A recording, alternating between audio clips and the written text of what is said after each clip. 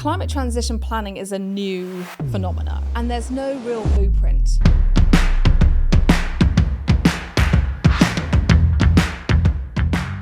Hello and welcome along to this Lloyds Bank Credible Transition Plans in Practice video series hosted in association with Edie.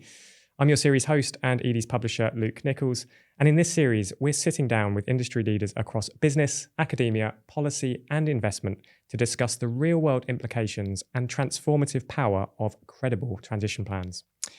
In this episode, we're going to be looking at credible transition plans from the investor perspective, understanding how institutional investors view CTPs and how businesses can use these plans to drive real engagement with the investor community.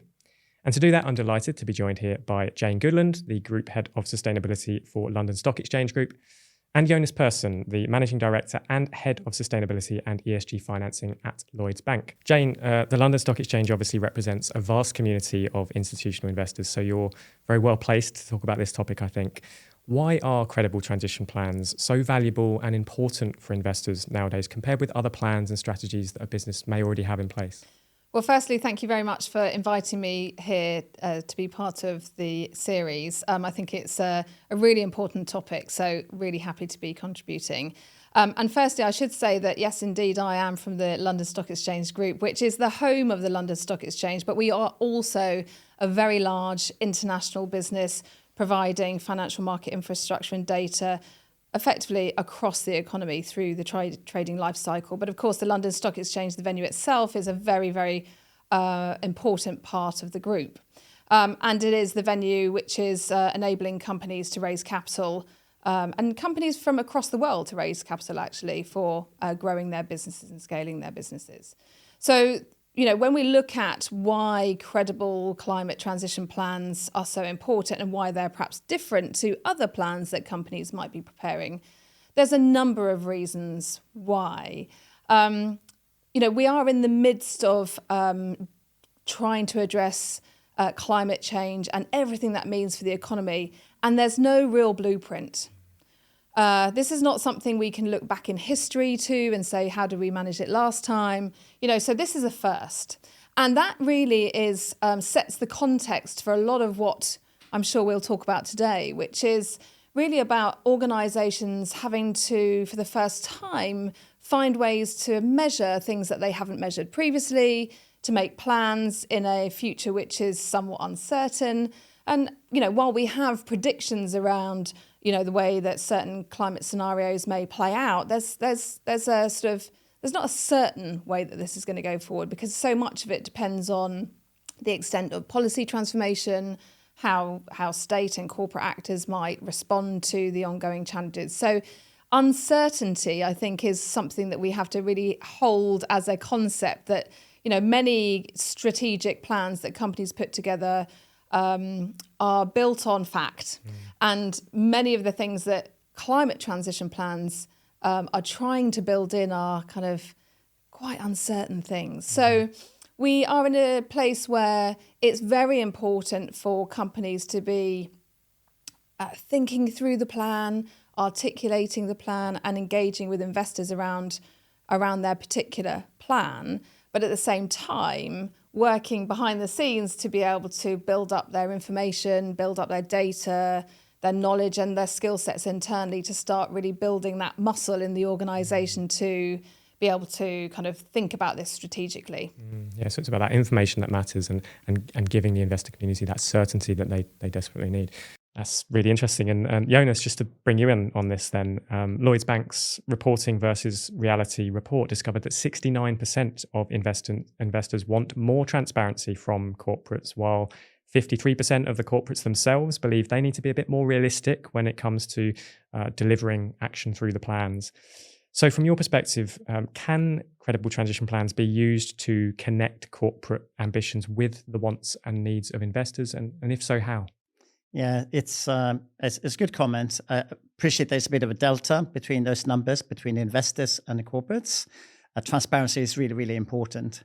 The one data points I'd like to bring out as well is about the 9 out of 10 investors do think that corporates can do more in terms of the decarbonization and also deliver against credible transition plans, which is a big number. And equally, same proportion actually, is that investors also think they have the ability to influence and challenge corporates in terms of the level of ambition and a pace of change as well.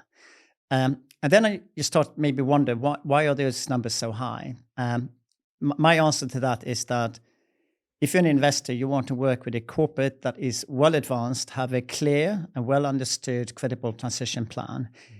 Not only will it protect them against those risks of climate change, because you have the knowledge and insight how to do that, but you're also going to spot the opportunities where growth is going to be. So there's a real value proposition from that point of view. Those two are very important. The third point to that is also that those institutions that are progressing fast and are transitioning will attract the right high quality individuals that would like to work for them. They're also going to attract capital, green capital that is searching for opportunities to invest in. And that in its own right is going to increase the value of the investment of the corporates. So I think that is the answer to why those numbers are so high. That's really fascinating. So it's about risk mitigation, seizing the opportunity, and then capitalizing on the resource benefits that this can bring.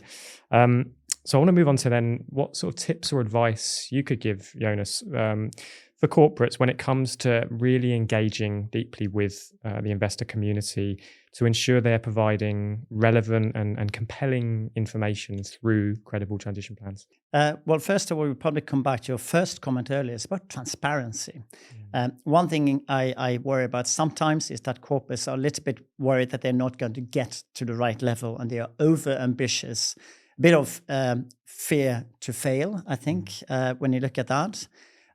There's no such thing. Corporates should be get the opportunity, meet investors, explain what the story is, make sure they understand what the pathways they have got and how they're going to get there, what actions and what levers are going to work for them, but also make sure they have the opportunity to shine the light on where the challenges are too hard to get to on a corporate basis, so you can get help from government, from your investors, etc. If it is policy, regulation, or whatever it is required to get those blocks removed.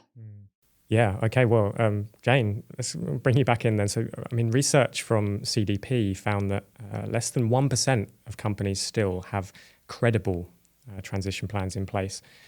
What things do investors look for? When examining these plans from a credibility standpoint?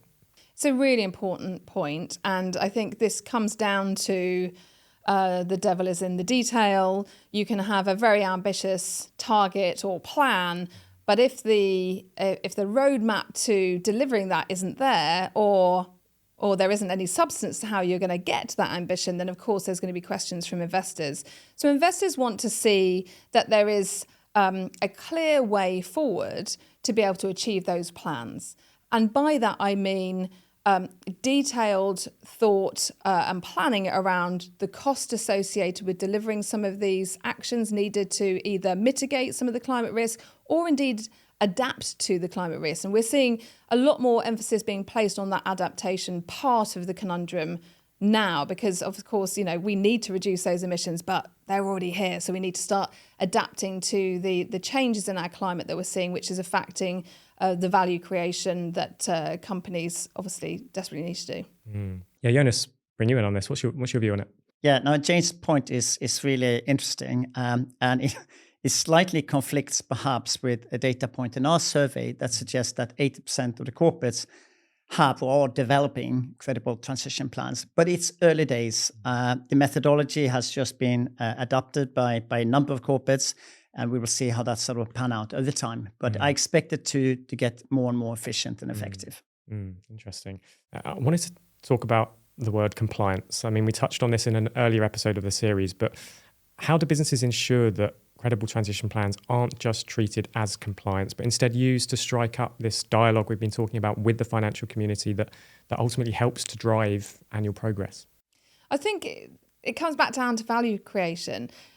an organisation and its shareholders or whoever's providing capital should be having conversations about how the organisation is going to manage risk and maximise opportunity so that you can think about long-term value creation.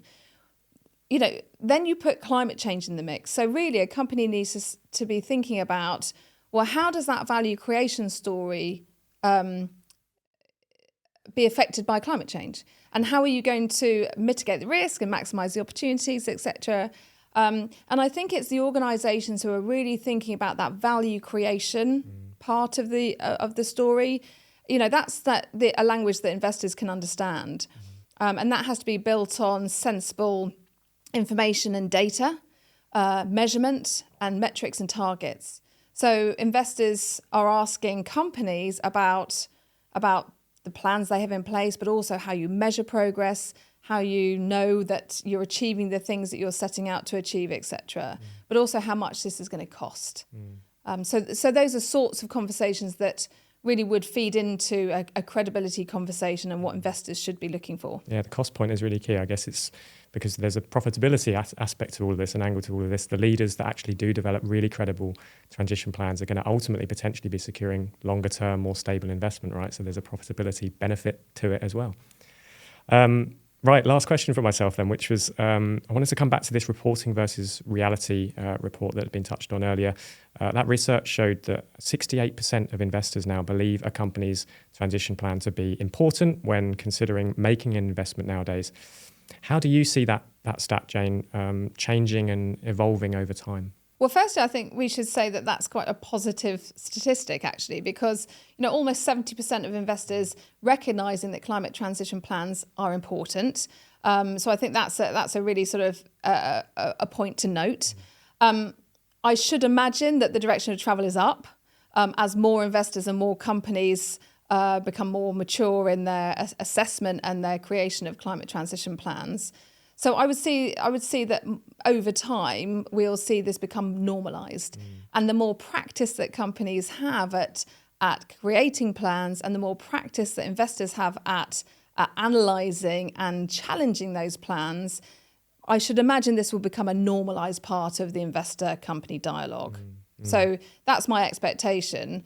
I think that we do need to continue to work on some of the blockers that we see for companies.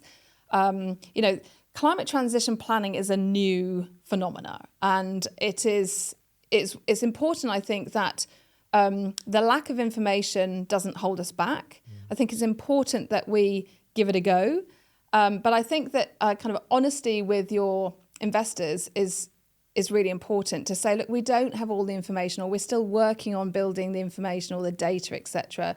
But I think that being really clear about where there's areas that still need work and areas where there's still perhaps some work to do, I think that's okay, as long as you're clear and open or authentic about kind of some of the challenges. And we do see that a lot. From LSEG's own experience, we took our climate targets to our shareholders for approval in 2022, actually. And we felt that was really important because we wanted to engage shareholders in our plan. But at that stage, we were still very clear about saying we don't have all the answers about how we're going to achieve some of these 2030 targets. But we know the types of things that we should be looking at to be kind of building out our knowledge and our flex. So that's just one example of trying to take shareholders on the journey. And of course, we engaged with shareholders at the time. So I think it's really important that there is an active dialogue between companies and investors, which kind of balances out some of the ambitions, but with some of the challenges as well. Yeah, and hopefully gets the statistic I referenced increasing over time. Jonas, the only way is up. Do you agree with that? Yeah, it's very difficult to argue against that number. A credible transition plan is what it's called, really. It's an exercise and a plan over a period of time. Things will have to tighten. The bar has to rise over a period of time. As an institution, we are trying to focus on those clients that are prepared and willing to transition. We will have to do escalations for relationships where this is not happening, when there are laggards. Obviously, that pressure is less today, perhaps, But over time, that's going to intensify and the pressure is going to go up. So I expect that number is going to increase over time. The time is now to get developing credible transition plans Indeed. then, from the sound of it. On that note, I am going to have to draw this episode of the Credible Transition Plans in Practice series to a close. A huge thank you to Jonas and to Jane for giving us this insight and the investor perspective on credible transition plans. Stay tuned for our next episode in this series, which is all about practical guidance on the CTP process. And in the meantime, if you'd like to read up on that reporting versus reality report, which we touched on numerous times through this conversation, please either search for Lloyds Bank Credible Transition Plans or go to lloydsbank.com/credible-transition-plans. So until next time, goodbye.